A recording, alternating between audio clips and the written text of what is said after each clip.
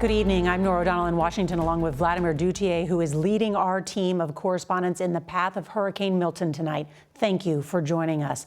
And as we come on the air, we're getting new information about this monster storm, a major Category 3 closing in on landfall earlier than expected along Florida's central Gulf Coast.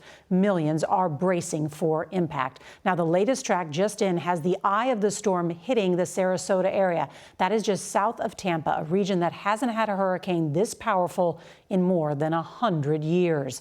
Milton's wind and rain bands are humongous, stretching for about 350 miles. There are mandatory evacuation orders in 15 out of 67 counties, but officials now say it is too late to get out. President Biden spoke about that from the White House just a short time ago. At this point, evacuation is probably difficult. So I encourage people to look for safer shelter. Sometimes moving just a few miles can mean the difference between life and death. The storm is also unleashing an outbreak of tornadoes. There have been more than 100 warnings today, and at least a dozen are confirmed to have touched down. CBS News teams are spread from Florida's west coast all the way to the Atlantic across Milton's entire path. And Vladimir Duthier is going to lead off our coverage tonight from Tampa. Good evening, Vlad.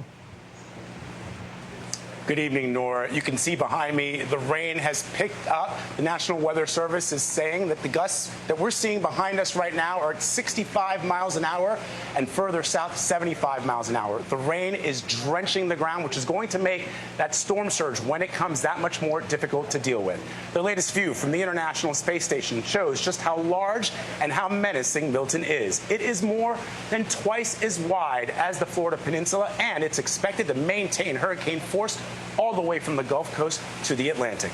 CBS's Rob Marciano is about 45 miles down the coast from here in Bradenton with new information just in on Milton's path. Rob, what are you hearing? What's the latest?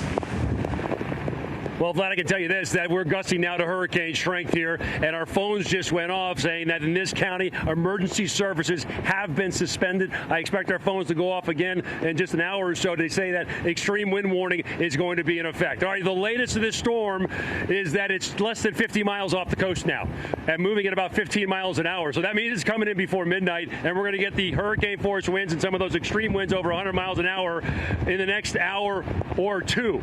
So we've already seen over 100 reports or tornado warnings, several reported tornadoes, flooding rains, and more of that is all to come. The track itself is going to come right over Bradenton, it looks like, landfall around 9 o'clock or so, and then traverse the entire peninsula, be offshore tomorrow morning, but retain hurricane strength right off the Space Coast. So more heavy rains coming. We'll see flash flooding. That storm surge will be everywhere south of the line, probably south of Tampa Bay, up to 14 feet. So emergency services are not going anywhere. That means residents aren't going anywhere until this thing passes, and we've got a long night ahead of us. Vlad?